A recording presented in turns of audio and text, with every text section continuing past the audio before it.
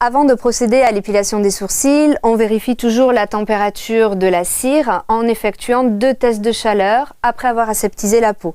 Donc en premier lieu, on fait le test de chaleur sur son propre poignet, puis sur le poignet de votre modèle, en demandant au modèle si la température de la cire convient. C'est parfait. Vous pouvez retirer le test de chaleur quasiment immédiatement. Et prenez soin de placer ces 2 tests de chaleur sur votre tablette, sur votre poste de travail, afin que le jury, s'il ne vous a pas vu effectuer ce test, puisse le vérifier pendant l'épreuve. Pour l'épilation des sourcils, bien entendu, on démaquille et on aseptise cette zone avant de venir appliquer la cire. Une fois la zone démaquillée, venez discipliner vos sourcils en les brossant vers le haut. Donc ici, on est davantage sur un nettoyage de ligne puisque la ligne est existante.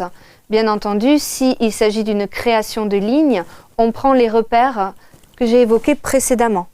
Donc pour l'application de la cire, j'applique d'abord sur le sourcil distal en créant un léger petit bourrelet qui va me permettre ici de faciliter le retrait de la cire. Puis je viens appliquer sur la zone proximale.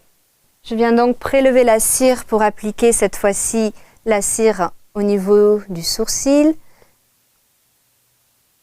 sur la zone donc proximale cette fois-ci en créant encore une fois ce bourrelet et lors de l'application veillez à bien tendre la peau. Ici le modèle garde toujours les yeux fermés. Vous posez la spatule et aussitôt vous venez décoller le bourrelet et d'un geste sec venir retirer la cire, apaiser la peau et jeter la bande. Je viens ensuite retirer la bande de cire sur le sourcil distal. J'apaise la peau, je plie la bande, je jette. Et enfin, je termine mon épilation avec l'application de la cire sur l'espace intersourcilier. Je peux me placer devant le modèle, comme je suis en train de le faire, ou bien à l'arrière, si c'est plus facile, en appliquant la cire et en créant le petit bourrelet vers le haut. Et je viens ensuite décoller et tirer en sens inverse, venir calmer la peau et jeter ma bande de cire.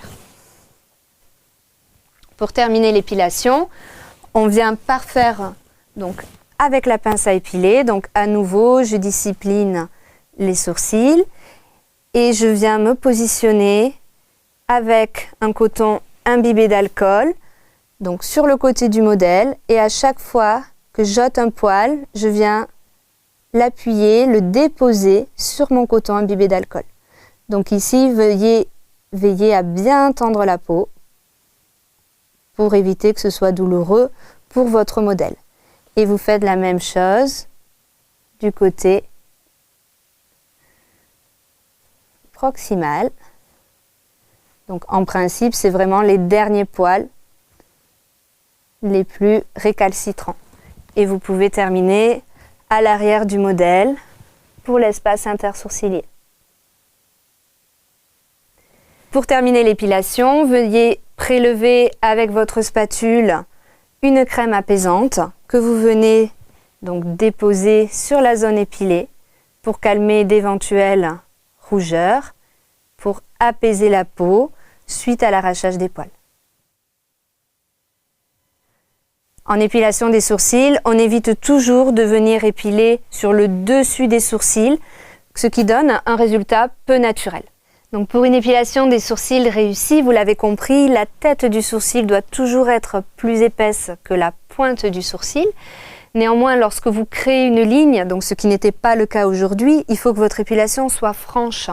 Il faut donc bien prendre les points de repère que je vous ai indiqués en début de séance pour réussir son épilation.